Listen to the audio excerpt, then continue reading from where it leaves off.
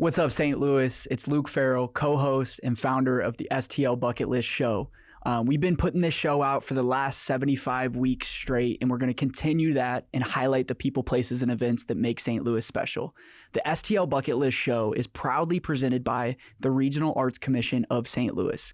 The Regional Arts Commission is the largest public funder of arts and art programming right here in the city of St. Louis. They believe that every artist, organization, and generation in our region believe that life is better when art is around us too. And we happen to believe the same thing. They also just launched an amazing website called stlouisarts.org that highlights public art, live music, and all things art in St. Louis.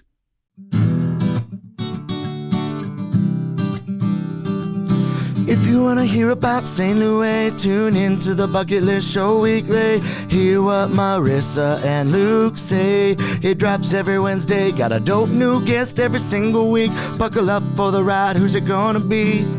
Who's on the show today? They rep St. Louis. What to do in the loo on a late night, or maybe what to do on a date night. Yeah, Bucket List has you covered. They know what's going on. What's going on, they'll give you, hey, 18 different things to do, or 19 if you need one more to choose. Yeah, this city is a place we call home. A place we call home, yeah. What's up, St. Louis? Thank you guys for tuning in to episode 77 of the STL Bucket List Show. I am your host, Marissa Farrell. I still can't believe we have 77 episodes. We were just talking about it before, and it's just really a true testament to our community, motivating us to keep putting these out each and every week, and highlighting the people, places, and things that make St. Louis special. So I am your other host, Luke Farrell, and this is a very special episode. We have a big announcement somewhere in this that we're going to share with you guys, so you better listen to the whole thing. But before we get into it, I got to shout out my friends over at the Wine and Cheese Place. We get to give our guests some wine, some Pinot, and some peanuts, and it's just nice to be able to support a local family-owned business that's been in St. Louis since the 80s, and they have 5 locations all the way from South City, Creve Coeur, Town and Country, Kirkwood, a lot of other places too. So shout them out. But I'll let Marissa do the introduction today. This is a guest that you picked and wanted to have on. So yeah, I'm so excited. So for episode 77, we have Courtney Klein with Birth Order. And so if you're unfamiliar, go look it up on Instagram right now. But we're going to get to know Courtney all about her business and just all the amazing things about Birth Order. So thank you for being here today. Oh my gosh, thank you for having me. Yay. Very excited. It's exciting. So I think that people might be thinking Birth Order, let's just start with telling the listeners a little bit about it, and then we'll get into your backstory and all that. So give us the little elevator pitch of what you kind of tell people about Birth Order, and then we can kind of get into it. Yeah, so Birth Order is a gift shop just for moms who are expecting or newly postpartum moms. Eventually, I would love it to be moms for all of motherhood. But right now, the focus is on how can we prepare moms and support moms during pregnancy and to their transition into motherhood with gifts for them. It's very easy to get sidetracked with cute baby things. Right. And even I'm a mother myself. I am very aware how easy that is because I didn't have anything I needed for postpartum, but I had all the baby things I did not need.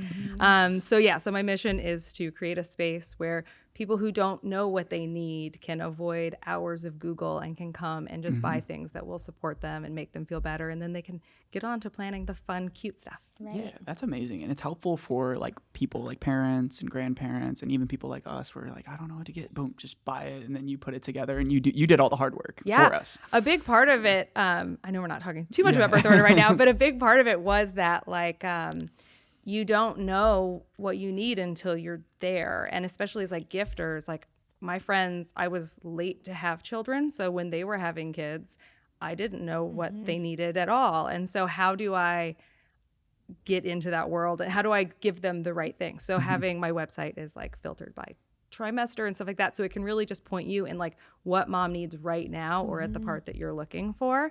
And I think that's a really important piece because you don't want to have to get a PhD and Right. For those who don't know, now you know. It makes it a lot easier. So we're going to be customers. So Marissa, if you want to share the big news with our listeners, and then we can kind of segue into it. Yeah. So this episode is special because Luke and I are actually expecting our first baby in January. So a baby girl.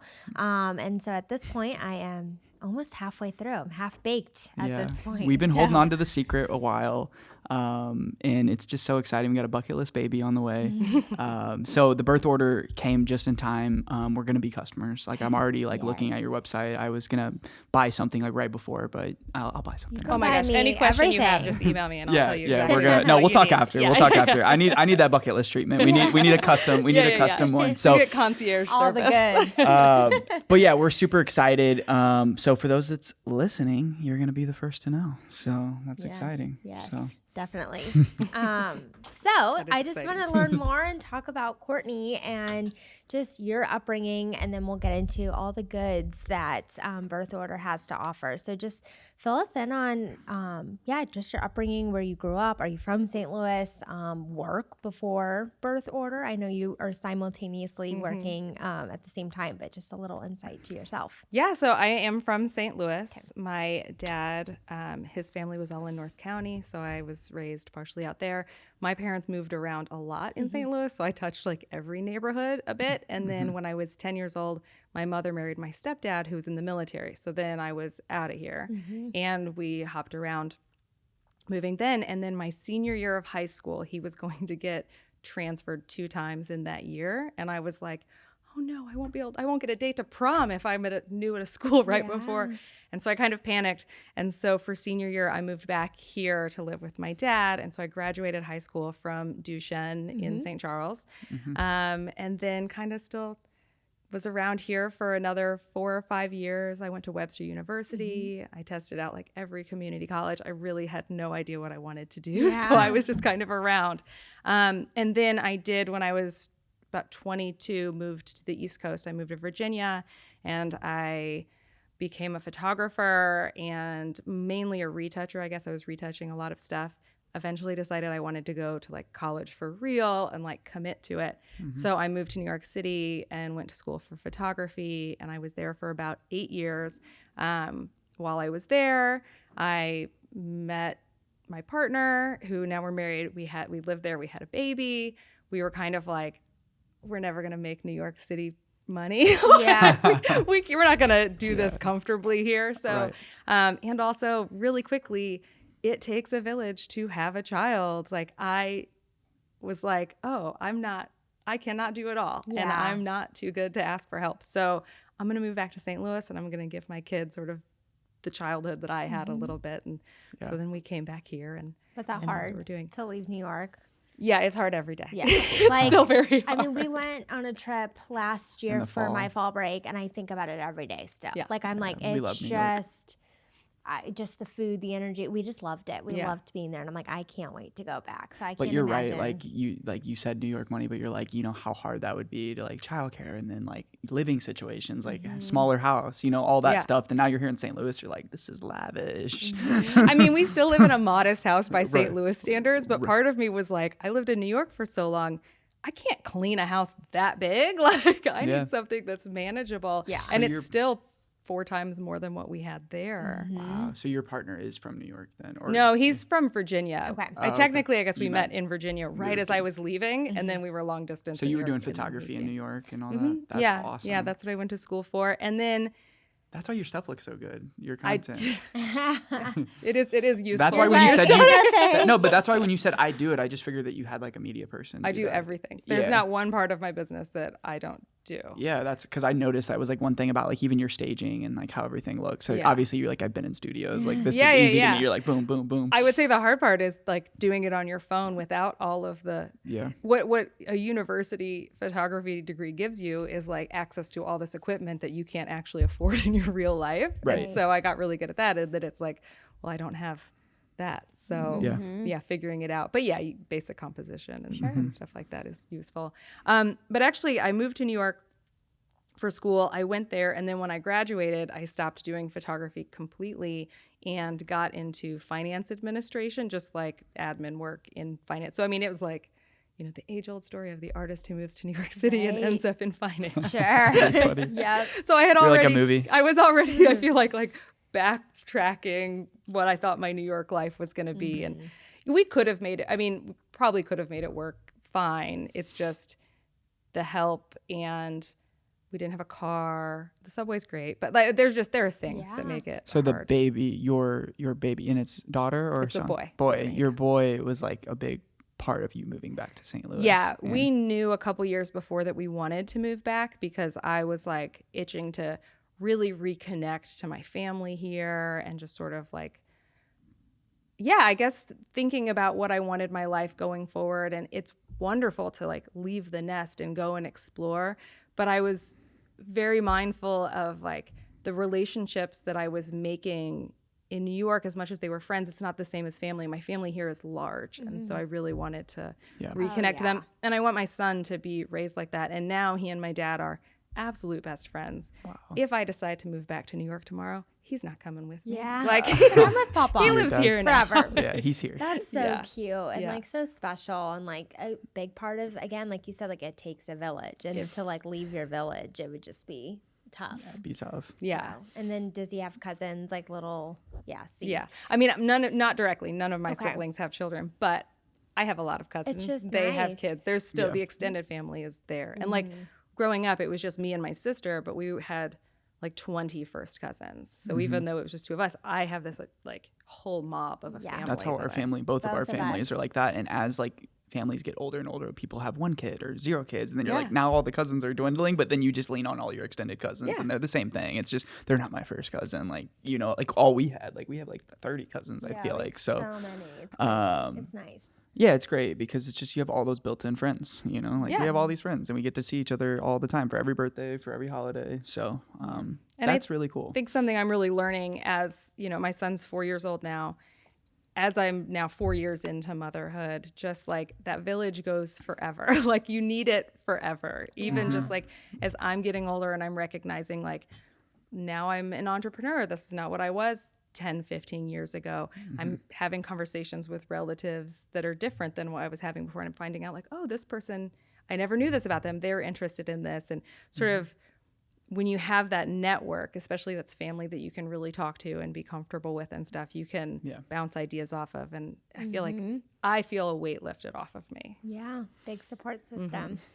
So I want to talk about the birth story of Birth Order and how that idea came to your mind. I know you talked at the beginning of the episode, but we're just going to kind of dive a little deeper into like, you know, new mom. And you just, that's such a true statement is like people, and I keep saying this like as a big part of why I've been private about being pregnant is just like the simplicity of just wanting to be human a little longer as opposed to like every time people are around you, it's all about the baby and how are you feeling. It's like there's so much, you know, like what else did we used to talk about? And so, which is fine, but it's just, you know, people forget about like taking care of mom sometimes. So let's just talk about how that idea came about and you know. Yeah. So I had a wonderful pregnancy. It was no complaints. I mean, it was great. My birth things went different than I wanted them to or I thought they would go, but that's just how it goes. So I rolled with that too. And so I would say that even though it wasn't my plan, also great, like positive experience. I had the benefit of, you know, being later to have kids. I had friends who had kids. So I knew a couple of things, but like I'd gotten a box of postpartum supplies from a friend of mine who'd had her baby about 10 months before mine. And she was just like, you'll need these. And they were like pads and hemorrhoid wipes and hemorrhoid spray, lots of hemorrhoid stuff. And I was just like, I don't even know what this is. And I just threw it under my sink in my bathroom and then moved on. I didn't even Google it, which is now crazy to me that I wasn't like, she was trying to help me. So then I got to postpartum. I feel like everything that people had said was that postpartum is hard. And that was kind of it. There's not a spectrum of what hard should be when you've crossed over from like normal hard to like you need to get help hard. And because of that, and you're a new mom and you're tired, and I'm the type of mom and person who puts myself last a lot. So it was really, really quickly, I was just underwater with not taking care of myself and not being in the position that I needed to be in. And it was really hard for me to advocate for myself, to ask the questions that I need, because I didn't even know what questions to ask for. I was just wildly unprepared for like what I needed. And so I ended up with a really horrible breast infection that should have been diagnosed probably 5 weeks before it was. And then my recovery off of that was really hard. And it really showed me how much like not having everyone was like, breastfeeding's hard. It's okay. I was calling my doctor. She was like, no, it's hard. You probably just have like a little infection, just like massage it. Like it was very, very like basic, the information they were giving me. And they were treating me like, oh, all first-time moms are just kind of babies. Yeah, like you're adapting to something you've never experienced or had to do before. Yeah. So. Yeah. So that was a rough experience. It all got worked out. It was fine, but it just sort of left this like taste in my mouth where it's like that didn't need to go that way. And because my pregnancy was so great, I was so prepared to like give birth. I really did have like, I think I could have become a midwife by the end of it. I was so into it all. And so it really surprised me that in all of my eagerness for the information, even I had this blind spot for my physical care after the fact. And so it just was like kind of empowered me. Like if I have this experience, I have a feeling a lot of us are having this experience. And then I just sort of put it on the back burner, took care of my baby.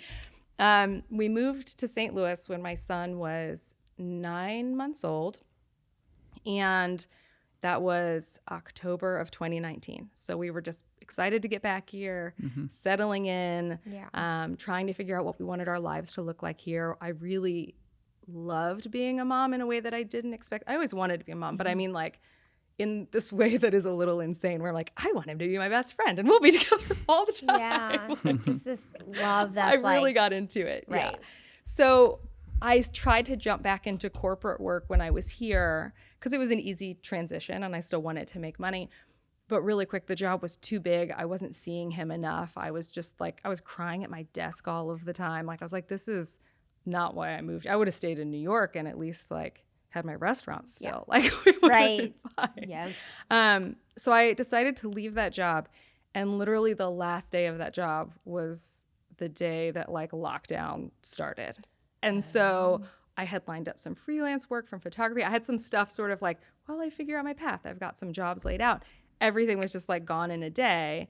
And because I'd quit, like I couldn't take it back, and there was so I just didn't have a job anymore, and I couldn't It get was the unemployment. day. Like it really was. Like was March 15th, 16th, it was 17th. That's April or March 31st, 30th. The last day of March was when I actually handed my stuff in, but it had been a transition out for like a month, and I had already like trained my new person and that kind of I was done. Yep, They weren't having me back. That's crazy. That's so like such a blessing in disguise that you moved back to St. Louis before that instead of being in New York during that time. I feel like it was so much not that it was better here, but it was probably just a lot easier for you guys having at least people around to help with things. I think you're right. It made it a little challenging to be here and have so many people. I had friends who were like in real bad situations in New York. My partner had coworkers who passed away. I mean, it was just our friends in New York were really struggling in a way that here suddenly, I had a yard and I had a 1-year-old and we just like, it was spring, it was beautiful. I didn't have a job anymore, so we just like hung out. So like I was kind of I had more space and my friends were in bad spots, and so it was hard to be here in a sense that I felt like I'd abandoned them, but also I knew so many people here who were just so angry and like not willing to be generous to their neighbors and give people space and that kind of stuff. And so that was hard for me to be like, you have no idea how lucky you are to be in this situation. So emotionally I was still only a year postpartum, so probably a little like something. Sure, I got you. Yeah. So it was a blessing, and it was also really hard, which COVID was for everyone. Yes. So that's just the way it went. But so I was here and I had to figure out what to do. And I had this kid who at the time was still taking like 3-hour naps every day. And I was like, I've got this chunk of day. I think I'm going to try to do something with this baby thing. And subscription boxes were blowing up online. Because of COVID, everything was going online. Yeah. People were not stopping having babies, but they couldn't go shopping for baby showers anymore. So I was like, I think the time is now. Oh my gosh, smart. I spent that whole summer giving myself a business degree online and like learning it and planning my products. And then I soft launched in September and then launched in October of 2020. Wow. Yeah. Oh my goodness. That is such a smart time because and I don't even know of other like maternity like boxes like what you're doing. Like I mean I see, because now we've been married for almost a year and a half, but like there's like bride boxes. Like there's so many of those, and like I'm familiar with that, but I don't know of any other, so I just feel like it's something different and it's so useful. And like our cousin just had her first baby, and like her mom was like, what is that one company in St. Louis that like I want to get this for Danielle? And I was like, Birth Order. And she's like, she got something for her daughter. So it's just like such a unique, amazing gift to give to people. Well, and one of the things that because I did a lot of research in like, does this business exist?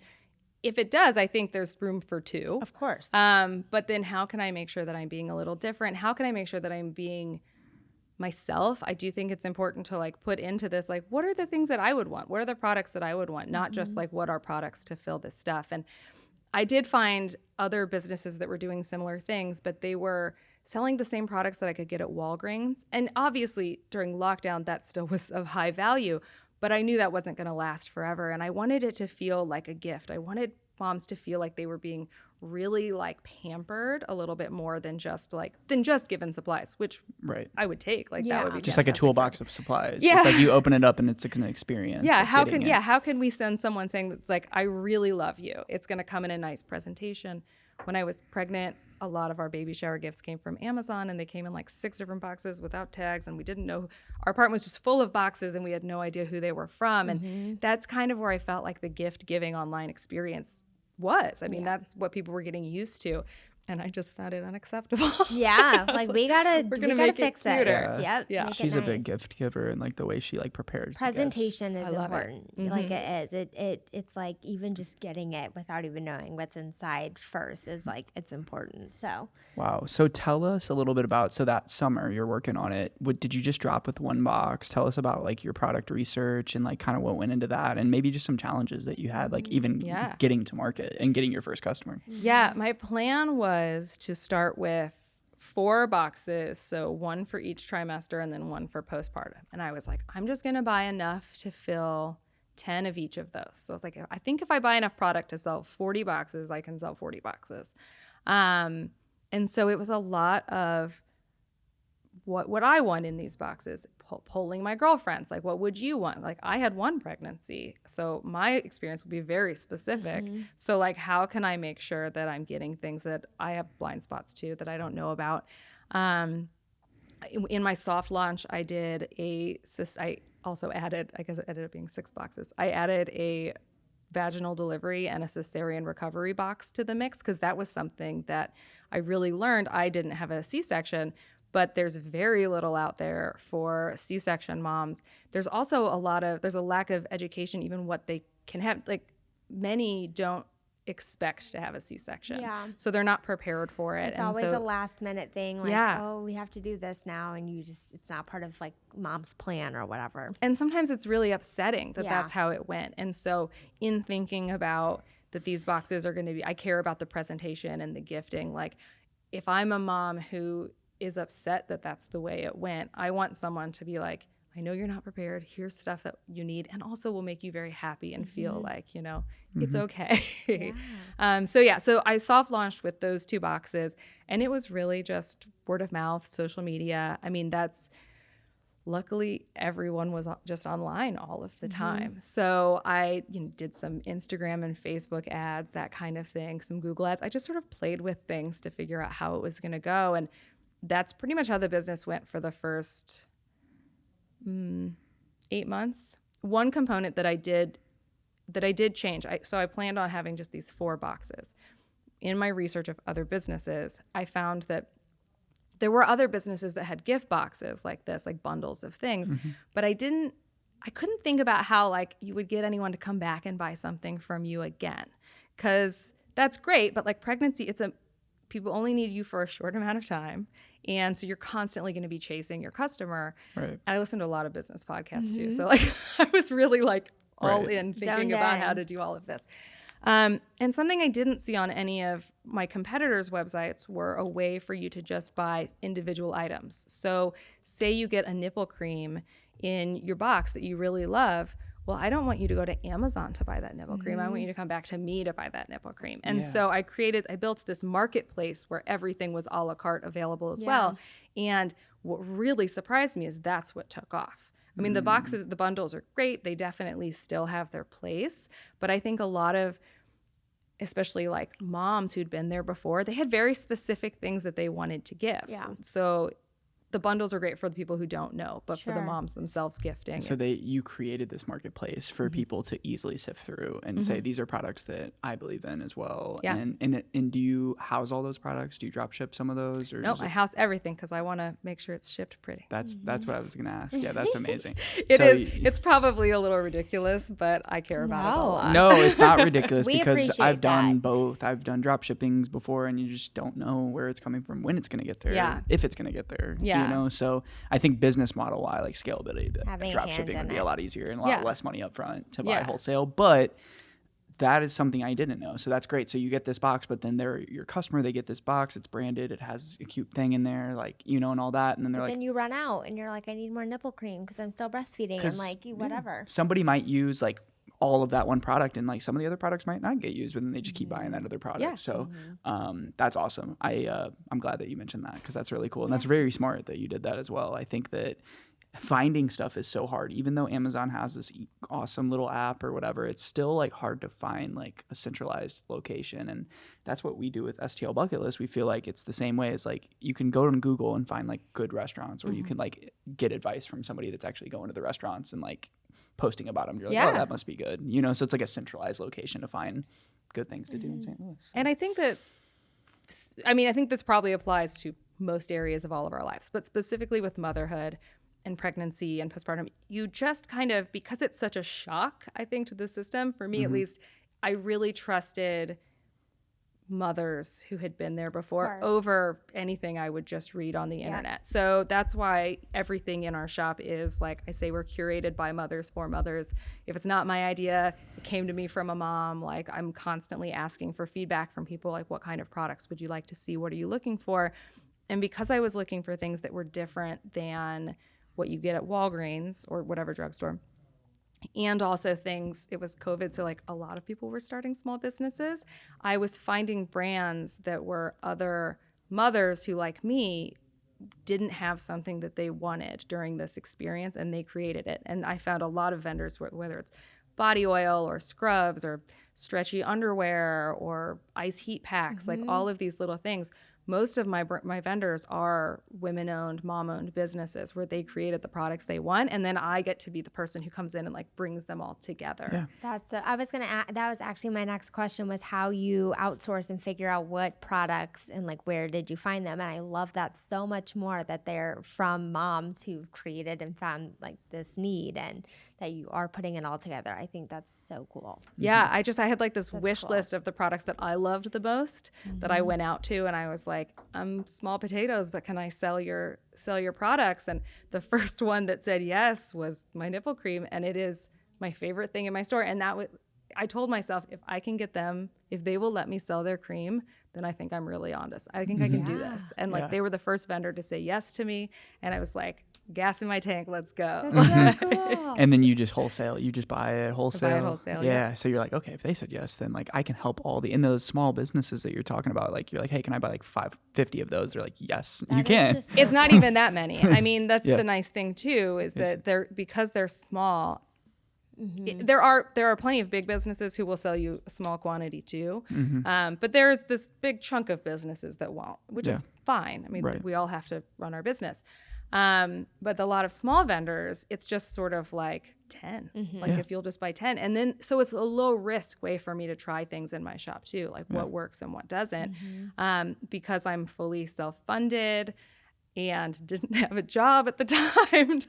I really had to be careful about the money that I was putting into it. And you were like throwing at ads. You're like, oh, I don't want to spend too much. Let me turn this ad off, you know, or like, you know, you're being conscious because it's not just like throwing money up because. And I would say one of my biggest resources too in all of this is that my stepmom here in St. Louis, she's a caterer. She owns a catering company, and she's always been very lean with her company, to the point where like, if you don't know if you're not interested in business, you're just like, just spend some money. Like, you know, like you don't why are you being so frugal? But because I'm interested, and now I was putting this business together, I could bounce ideas off of her. It's like, hey, do you think as a consumer, would you spend this much money on this type of product? And she was like, well, why do I have to? And she had lots of questions about like, if you're finding vendors that are that much, like have these conversations with them, talk them down. Like everything's negotiable. Like she became such a like mentor, really. Like an important I don't know that she would know that that's how I think of her, because Yeah. it's not like that obvious,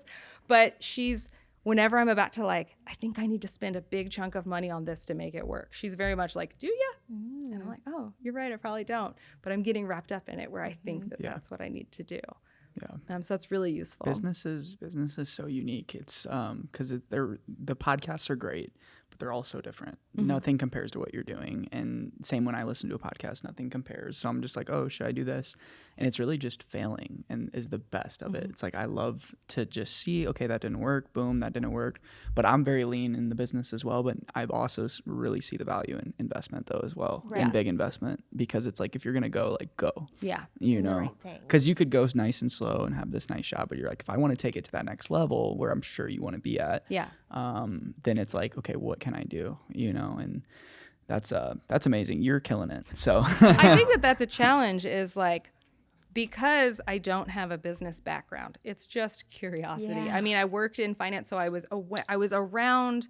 Like I worked in a hedge fund for a minute. I worked at big corporate banks who did like corporate banking, so they were actually like managing the money for Disney. You know, whatever. Like I was around people who were big business, looking at it like that, so I could ask them those questions, but like they were so beyond what I was understanding. So now that I'm teaching this all to myself in this way, it's really easy to get sucked into the internet where it's like, oh, everyone's just trying to take your money. Everyone will tell you they've got like a quick fix to like figure out your business and get it moving. And so trying to figure out where that investment is actually going to pay off versus like, am I just lighting my money on fire is a real challenge. It's tough. It's really tough. And I think everyone has that same problem. You might fail and be like, well, that wasn't the right move. But it's like, first it's like $20 issues, and then it's $50 issues, and it's $100, and then you're looking at a $10,000 issue, and like these big banks are like, oh, you know, like the millions are going in and out. So it's like different, where it's like if you put $200 on an ad and it fails, it's like that's a lot of money. You know?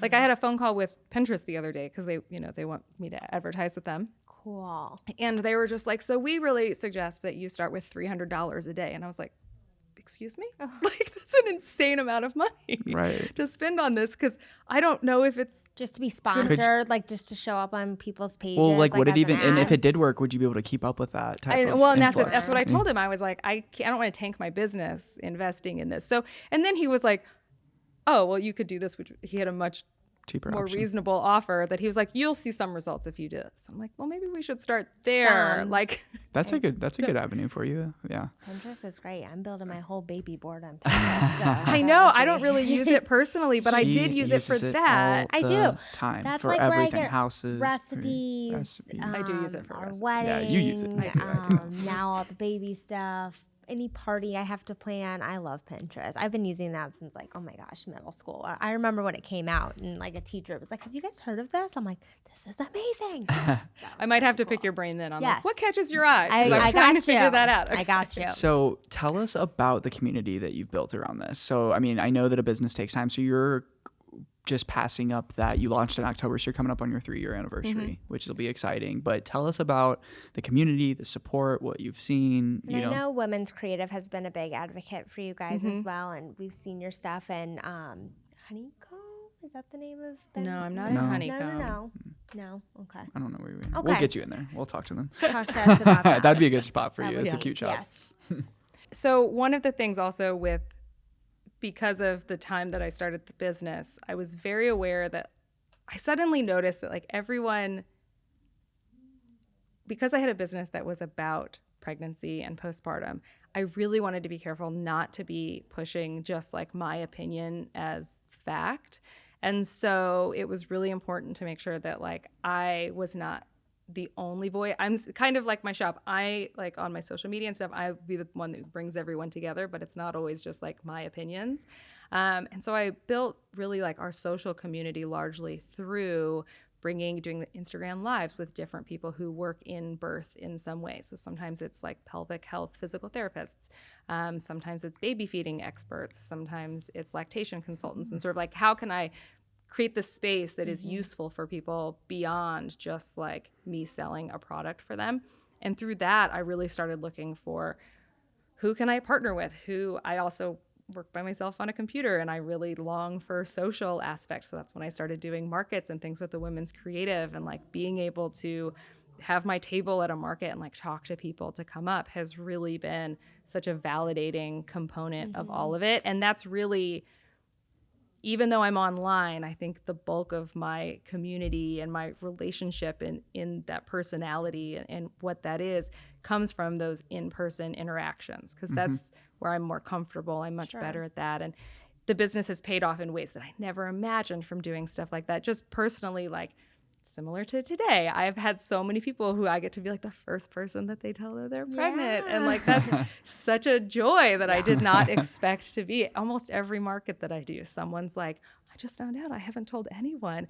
And because they're not ready to tell their family or their people yet, I'm a safe person for them to like have that conversation with, and they can just like. And you never saw that in your life. How It's like, this is special. going to be me. I'm going to be like the one. You're like, I work at a finance company. I shoot photos, and I'm like, now I'll be people. honest, I wasn't like a baby person before I had a baby. Yeah. Like this whole like being so all into motherhood and pregnancy really surprised everyone, I think. But People are like, wait, you're what? You? Like, you're an and now like people are coming to you like, oh, I'm not an expert, but I can like direct you. But now you're becoming an expert because you've been doing it now for 3 years. So. But it's even to the point where like I'll do events where someone will say like, I'm pregnant and I'm having a hard time finding a midwife. And I'll be like, okay, well, I don't know that I can find it, but I do have some resources. So give me your email address. And like, if they have, sometimes it's like they're slightly high risk or something like that, which is why they're struggling to find someone. I can put it out to the birth community that I've met here in St. Louis. Like, does anyone know someone who I could connect this person to? And I always find a connection.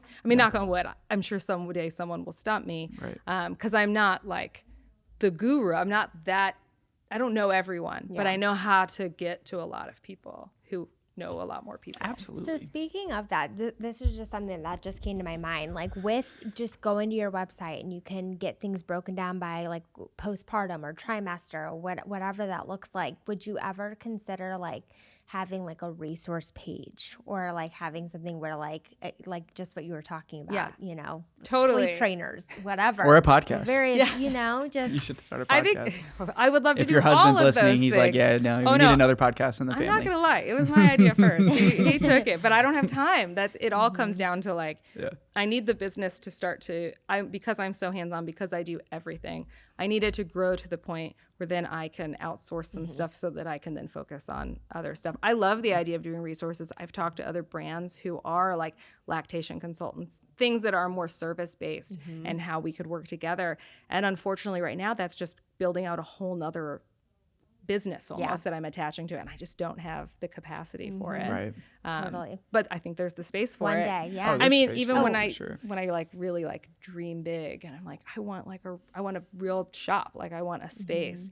It is never like, oh, I just want to sell my product. It's like, I want a community space that I could do like classes at and stuff like that. Like I wouldn't teach them. Yes. Well, building community But is have the Yeah. people to do it, and it's go to your website and you look at the schedule and you're like 6:00 on Tuesdays. community they do. is everything, and especially in business now, people buy from people and they buy from communities, and that's like the best thing. And that's like with STL Bucket List, we really don't have a product. We just have a community, but we're able to push products of people. That's why we have this show to highlight people that are doing really cool shit like you are, and really just focus on building community, because then you become a trusted source, and then products sell themselves after that. That'll always happen. Like you could always go spend money on Pinterest and just pump out boxes and subscriptions and probably make money, but it's like, it's more or less like I envision like walking to the shop and seeing girls in there one day. Like that's like, it doesn't even like, my goals aren't even really money focused at all. They're just like lifestyle focused of like, this would be really cool if my life was like this, and it's like freedom of this, or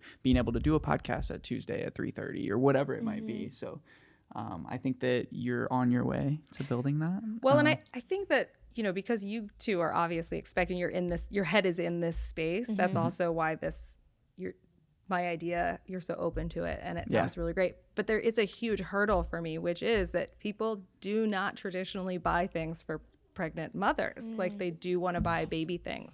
Yeah. And so I do need to create this space where it's much more than like get her postpartum pads. Cause like no grandma wants to like buy that stuff. They want to buy the cute stuff. The onesies. And so that's where, the community aspect is important, because then it becomes this like, and go, oh, there's so much more here than just these. Then it becomes about the experience. That's why the unboxing is so nice. So that it still feels luxurious, even if it's very practical. Yeah. That's a good point you made, because like you're right, like we're thinking about it because we're like, oh, that's great, but like in another situation it could be like, oh well, like, you know, I'm just gonna get them some onesies and a diaper for the diaper party, like, or whatever it might be. Like I'm not gonna lie, I am shocked how much pushback I get for what I do. Like when I go at markets, really? How many people, it's not like a ton, it's not like half the people there, but it's a few, how many of them are like disgusted at my table, and they're just like, oh God, no, I'm gonna like, no, I don't want any of that stuff. Wow. Like, oh, It's like taboo. yeah, Right? Like these, like, I don't know. We're just really open and not modest. So I understand, like, I understand the perspective, I guess, of people who are, that it's like, oh, I don't want to get those things. Yeah. It's like, that's not. And I think it's changing with the new moms. So I think as your business gets older and the generations get where they're going, I think you're in a good spot for a long-term play, where like if this would have been started early 90s, it'd been like, people are like, what? Like, you know, you're in a good spot. You're positioning in the market at like a good time. But like you said, that's good feedback. You wouldn't know that if they looked at your website, because you can't see that feedback. Yeah. So now you're like, okay, do I need to like change the way it looks here? Or should I make it cute? You know, like whatever it may be. Or maybe like, that's not who I go for. Like maybe Well, it's go exactly. for the moms instead of the gifters, or, you know, it does play into like, you get that feedback from every place, and where is it? And, you know, and I do personally, I think it is generationally. And I think it's like, unfortunately, I think if you have that attitude, you probably just kind of have a bad attitude, and you probably did have a rough time, and that's sad. Like I feel bad for that. But I hear a lot of like, we didn't have that. No one gave me help. So why would I help someone else? And I just, that's not how my mindset No, works. not You're like, at how all. can I How help can somebody? I? Yeah. I You're remember right. this. I can't wait to pass this along. Or There give is them that thing this. of the old times, like, I used to walk to school. So, okay, so you don't want to drive me to Yeah. school? Like, come on. And I don't want to, by no means do I want to make everyone of older generation sound like No. that, because I get plenty of women who are amazed that this stuff exists. People who had babies 10 years ago, not even that Who long say, ago. I wish I had this. Exactly. Yeah. And No, like you're right. women who are much like my mom's age, who were tell me horror stories of their birth, that I'm like, that's how they used to do it? Like, so there's definitely progress being made in this space for sure. But yeah, it's just, it's a very personal thing for people. Yeah, no, absolutely. So on top of the, so you do the Instagram lives with people. How often are you running those? Is there a schedule, or is it just kind of random? It's pretty random. Okay. I go through periods of time where it's like my calendar, stars align, and I'll do it for like 4 weeks in a row. I would love to do it weekly. Every other week is probably more reasonable, but something always gets in the way. And some of it's scheduling. It's not just my schedule. It's the people that I want to have on. So I'm trying to, I took a break for a long time. Last year, I guess this is a part of my business story. Last year I had pretty unexpected back surgery that shut the business down for like 6 months. Wow. And so now I'm back at this rebuilding place where I'm trying to rebuild everything. Like I stopped doing everything. So like Instagram doesn't, once you're not posting, no one's seeing your stuff. So I'm still building back some of my credibility with that. And so the Instagram lives was something that I was really doing heavily before that. And I even did just a couple weeks after my surgery, that I look back on them now and I'm like, why didn't someone take the camera away? I mean, they're not that bad. I just like, I'm just foggy. Yeah. Like it's not like I wasn't on medicine, or I had major surgery. Sure. So I really had to step back from all of it for a long time. And so this summer I'm like, okay, I'm going to really make a push. And I've got a few more planned for the fall. Do you do in-person ones, or have you in the past? Like I haven't. They've all been just on online. online. Cool. Yeah. Nice. So you offer something called a birth worker discount. And so I just want to know what that entails, and then like how people can get involved in that. Yeah. So on our website, on the bottom of the homepage, there's a footer. It says birth worker discount that you can click on if you are a birth worker in any capacity. So I consider that birth adjacent in any way. So it can be like really hands-on midwife, doula, or it can be birth photographers, or lactation consultant, anyone who's supporting new moms passes my test of like birth worker. And that gets you a discount on all of the products on the shop. I used to have, I guess I still do, a couple of like family photographers and maternity photographers who would buy gifts for their clients after their photo shoots. And so it was kind of like every couple months they'd come in and buy a big bulk. And so I'd give them a discount like as a loyalty program type thing. That's perfect. Yeah. I'm really trying to find ways to connect to that community. It's also, I'm trying to get in with them to also learn, like, what are the supplies that you're using? Like, I am asking the moms about, like, what do you want? But then, like, a midwife is using very different supplies in birth than, like, what a mom will need after. And so, like, how can I maybe bring some of that stuff in that it makes sense that I can become the retailer for them as well. That's a really good idea to have that, because it, again, doesn't just close it off to moms or like, it's people who are actually in the field helping moms and babies. So, yeah. very nice. And I think because of my background in photography and seeing how much like newborn and maternity photos, they're such a big thing. And the photographers create like very deep relationships with the families during that stuff. And also for their end, from a marketing perspective, there's a lot of gifts happening there because the baby, and then becomes family photos, and then it's graduation photos. You can make a good client there. Maternity, start with your maternity. Yeah. Show, then that the lasting newborn. impression. Yeah, you're absolutely right. It's like, okay, boom, like I'll see you in a year, I'll see you on Christmas. Totally. You know, and then Look at how big you've gotten. over and like, over. So, and the biggest gift that they give is this. I have this like childhood history journal. So it's like it goes all the way until your kid's 18 years old and has like a few pages for every age, which is the perfect thing for a photographer to gift, because they're going to think of you every time they're doing this, which they're constantly doing that for is so smart. 18 years. Yeah. You're smart. we're blown away today. You're killing it. So what are your bucket list products on your site that you would suggest to, like, these are my like bucket list? Like bucket list isn't like these are like my kids. This is what I'm Courtney's giving. favorite. Like if you had like a If little I'm going bucket to list, a baby shower, what am I bringing? Yes. In a cuter way, Number like how I said it. Like bucket list. I get it. I know we got.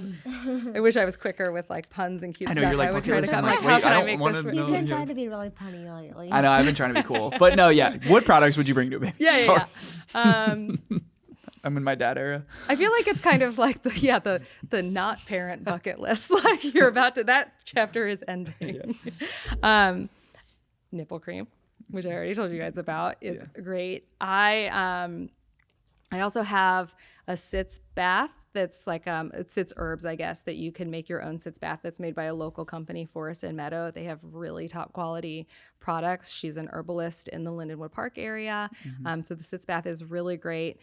To go with it. I'm trying to think of things that are very specific to like birth recovery, since that's the goal. But at the same time, like I really missed coffee during my pregnancy, and I have Big Heart Tea's fake coffee, which is delicious and a really nice thing that is often overlooked, but a lot of moms are like missing caffeine if you're choosing to not have caffeine.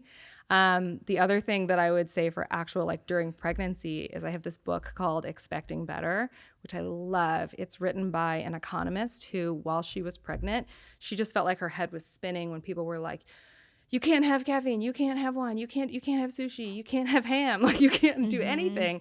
And whenever she would do her research to figure out the data, like, is that true, or are these old wives' tales? The book sort of breaks down the actual tests and the data and like what is known fact, so that you can make an educated decision for yourself. And that book was so great during my pregnancy. There's a follow-up one called Crib Sheet that I also sell that is for once the baby's out, which gave me so much peace of mind when I was first postpartum that I was like, I'm not going to break my baby. He's going to make it, I think. Like, we'll be okay. So I feel like those were really big for me, like empowerment to like make your own decisions. I think it's really important. That's cool. That book sounds really interesting, because I feel like that was one of the hardest things that I was like, I need to put all of this in my notes and my phone of like what I can't, like the whole deli meat thing. I'm a sandwich girl all the way. And like, you're a sushi girl, and you're a wine girl. Wine is okay. Sushi, like I think we're gonna eat sushi I really for want sure. it because And now I can't haven't have ate it either, so that's like the really thing. So yeah, but I'm over like, here these pouting. deli sandwiches. Oh my man. gosh, I'm so sorry for you. I know. I know. I'm so sad. How So we're gonna. I feel like you're the best person to invite to a baby shower. So we're gonna just send you an invite so that we get the box. Because like you're like, I'll get this and this and this. And this. But you probably have been especially as your business, because it is like, this is my business. I'm gonna like go, just like if you're a photographer, like I'm gonna crush it. For my friends invite me to shoot photos. Totally. So, that's amazing. Go ahead, baby. I don't have anything. I was just, how can people support your business? Like if you want to give like your tags, your social media, where they can find some of your products in any shops or anything like that. Yeah, my website is birthorder.shop. That's also my Instagram and Facebook handle at birthorder.shop. My Pinterest handle, I believe, is just at birthorder. And I am, mostly online. You can find me all of those places. I'm pretty active on Instagram specifically. And then I'm also here local in the Painted Tree in Baldwin. I have a booth H17 is my birth order booth. So you can shop the website 24/7, or if you want to pick something up in person. Also, if you're here in St. Louis, which I imagine most of your audiences, I do local delivery. So if you order something online, I usually bring it to you the next business day. So you don't have to go through the whole shipping, and that you got time for that, girl? Not really. Wow. No, but you're like, gets it done. but no, that's great, because then you like that personal touch again. It's like, hey, here you go. You also learn where your customers are. Yeah. There's a lot of that too, where it's like, it's nice to see the neighborhoods they're in, and I do dream about storefronts, which I'm definitely not at yet, but like I like to see the neighborhoods. Yeah, I could see like a storefront like you. I think that especially like with Bye Bye Baby going away and like all these other like big retailers going nuts? away. It's like crazy to me. That really surprised me, because I'm just like, that goes, like, I'm such a in-store shopper. I just prefer it. You get a feel of things, you can try stuff on, and I'm just like, I can't even believe that something like Bye Bye Baby is like going out of business. Like that, just, I can't fathom that. But so I have a quick question for your business, and this could be, a unique question, but like, where do you see yourself going with it? Like, I know obviously you're a mom, a partner, an employee as well. Like, do you see yourself, like you said, with the storefront, but like, what is like your bigger goal? Like, let's just say for the next few years, is like, what do you want to see to feel like this is successful? I want to feel like, I want to feel like customers or people who receive gifts from me just are really appreciating, and that like I'm helping them. I mean, I know it's so silly. It's an unmeasurable thing, really. But that is my real mission in this. I want the business to grow. Obviously, I would like I work another full-time job. I would love to not have to do that. I don't love that because I do every aspect of this business. I'm on my computer all the time because it's an e-com business. I don't like that my son only sees me on computers. That's not really my happy place, and it's not like what I want to pass down to him. So I hope that I can really grow that, I guess, that community space, that I'm in front of more people, that we're doing more markets. And I just want to feel growth. It doesn't even, I mean, I would love it to be exponential, but I think as long as it feels like I'm not wasting my time, because this does take a lot of time away from my family. I want that to feel like that's an investment in our family's future. Absolutely. No, that's awesome. So we have one last question for you. It is the STL Bucket List Show. We love food. We love parks. We love St. Louis. We want to hear about your bucket list spots in St. Louis, your favorite places to eat, maybe like your favorite parks to go, or just like when people come in town, maybe from New York, and you're like, guys, I'm going to show you, like, St. Louis has some cool spots, you know, like. Okay. So I didn't appreciate this until I moved back, but I'm all about the double sausage Emo's pizza right now. Oh, okay. Emo's is good, but like, people good. take it for granted, and then they want you to send it to them when they're out of town. Yeah, I know. I've been on many airplanes with someone with an Emo's pizza. And I'm like, get that out of here. That's so funny. I love it. So yeah, I feel like Emo's Frontenac movie theater is like my jam. So like my perfect day is like, I have Emo's for lunch. I go see a matinee at Frontenac. Then I'm going to go downtown to like Southampton. I'm going to go to the Record Exchange, which I just discovered. And I cannot believe I did not know that was there. Yeah.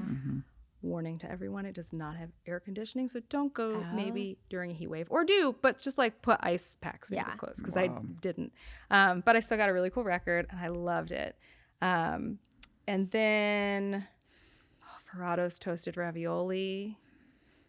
I do love a baseball game. Mm-hmm. It's a pretty standard St. Louis Yeah. list. Yeah. I am a big movie person, so like I said, Frontenac's already on there, but I heard the Tivoli's going to be reopening soon. Yes. And I'm very excited. Have you been to for the that. Alamo? I have been to the Yeah, Alamo, it's cool. which is really cool. I really know. liked I like it. the drinks and food they have there. It's Yeah. like a really elevated, but it's still old school enough. We just saw I Barbie like there. it. We I just went and love. seen I'm Barbie. a movie person too. Yeah. I like going to that. What is it inside the Chase too? Oh like my that. gosh. They're just tiny and Yeah. intimate, and I love that. So So It's- movies, like that's your thing. Like you love I'm a movies. big movie person. It's been Was that hard for you during COVID when you're like, I can't go to the movies? it's been hard for me during motherhood, I would say. Yeah. I don't know that it's COVID's fault. Part of it is actually, though, because I'm so busy, it's very hard right now to focus on a movie, which is so silly. So I find myself watching TV shows, and for some reason, 8 hours of a TV show seems easier to watch than like 2 hours of a movie. Yeah. Because when I watch a movie, I want to be like In in it. it. TV show TV you is can very like answer an passive. Yep. email while you're Yeah, watching yeah, it. yeah, We yeah. love shows that you can kind of like watch and work at the same Mm-hmm. time because she grades papers and like, oh, we watch, or like Friends we'll just have on. Yeah. But yeah, so movies, I'm also really into the parks. I think my biggest like excitement for moving back to St. Louis that I haven't gotten to do yet is the balloon race in Forest Park. Mm-hmm. I loved that when I was a kid. I'm so excited. My kid's 4 this year. I think we're finally like, I Ready think to he'll do be it. into it. So that's do you go my- down? Like, do you want to go into Forest Park, or are you like a watch from a ways away? I think I haven't been there in so long since I was a kid, but I was definitely like in the park. Yeah. But I liked to get there really early. I mean, I You say I have liked. to. I had no control. My Yeah. dad was taking Yeah. me, but like we would go really early and just like watching Mm-hmm. them like fill up the balloons and everything like that when there weren't very many people in the park, and I'm sure we would leave before it got started. Yep. But it was so fun to just like have a picnic and be around them. We want to do that this year. That's a goal. We always sit on Art Hill and then watch from a distance because it's so busy and like Yeah. we're like I'm a we very sit, impatient we're like by person. the Art Hill, or we'll go to like the Turtles, like off Hampton. Oh, yeah, and you that's a can good see spot. 'em really Yeah. I'm good just from very there. impatient, and I know if I get stuck in the park, I'll be so sad because I'll just be like, So you just have good food and Yeah. a picnic, and it's fine. Yeah, just park in Dogtown and walk across the Yeah. highway. Just- Yep. What about a date night spot? You guys Oh, have a gosh. favorite date night spot? I always We- just ask we people this so I can don't. get more ideas. We don't. I would say this is unfortunate for us. The not about this is not about the place, but just this is where we are in our life right now. Is that like carry out or curbside from Circle 7 into Pear? I love Circle We live 7. really close to there, Love so it. that was our COVID restaurant where we could just like get You the ate it all the time. all the time. And it's a habit we're trying to break it because it's like Don't break it. I know it's good. They have the best ranch. I Their don't- I ranch don't is eat great. ranch. Oh, well, their ranch that's is good just to phenomenal. We know. almost went We there were gonna go yesterday for somewhere lunch. after. We're gonna go somewhere after the pod. We're just gonna do like a quick. And I feel like it's quick and love easy Circle enough 7. to where it's still like nice, but it's also quick and easy. Where Yeah. it's like, oh, this is like a better. It's better than fast food, obviously. yeah. But So good. It their hits little every shrimpies, time. those little shrimps. we got Everything on there, the menu, ooh. all of it. Oh my god, the buffalo chicken wrap, That's and then what I I have get. them put avocado on it, and it is Yep. chef's kiss. Yeah. Man, So we good. need to get Circle 7 to run us some it. advertising money here on the show. We're gonna be like, Big fan. I'll put presented by Circle 7 Ranch. There you go. Like, That's for no good. reason. I want my episode. Fan favorite. Well, thank you so much for making the time for getting on the show. We're definitely going to be customers of yours and help support. We're going to do a big post and try to educate some of our followers about it. So hopefully we can get you some more customers, but more or less just spread awareness about it because I think I learned a lot today. I was kind of very engaged in learning, and I'm here to support you, babe. So I'll send you all the books to read. yeah, I got you. Well, she right. already has one for me to read that I have not read yet, and Just she's really waiting. mad at me about it. I do. That's like a thing that I joke about when I'm like at markets, like giving my spiel. I'm like, the dads aren't going to read the books, but if don't. they just buy stuff from me, she'll think they did. There you go. There you go. It's That's the a loophole. good. It's a loophole because mine didn't read the books either. Yeah. Well, I have it, and I know busy is not an excuse, but like I really have not read any books. So like the book, I will read it, babe. I got you. It's easy because it feels like so far away. You think you have a like lot she of was in time. her book right away. And I then, just like, read mine like at the stage I'm at. You know what I mean? Yeah. So I'm like, okay, I'm in the second trimester, so I read like the 20 pages on that, and then I'm like, okay, I'll come back to you in a couple weeks when I'm further along. Oh my gosh, you have so much self-control. Yeah. That's not how I was. Just like But a then she'll little read another day. whole book in a day. Like she's an English teacher, so. Yeah. Well, we're still talking. We're still live. Well, Yeah. we'll see you guys next week. Thank you for tuning in to the STL Bucket List Show. Courtney, you're great. Thank you so much. Thank you so much. This episode specifically is presented by The Wine and Cheese Place, which has been locally owned and operated since 1982. The Wine and Cheese Place has 5 different St. Louis area locations in Town and Country, Creve Coeur, Kirkwood, Clayton, and their newest location, Spirit Wine and Craft in South City. The Wine and Cheese Place and Spirit and Craft carry 5,000 plus wines, 1,200 beers, 1,000 whiskeys, hundreds of cheeses, and plus a great selection of specialty food and gifts. They support local whenever possible too. If you go into their sections, they always have a Made in STL section. Plus, their staff is educated and they know just about everything you need to know about spirits, wine, and even cheese. So stop into one of their 5 St. Louis area locations, or you can go directly to their website and order online at thewineandcheeseplace.com. Today they rep St. Louis, yeah. They rep St. Louis. They rep St. Louis.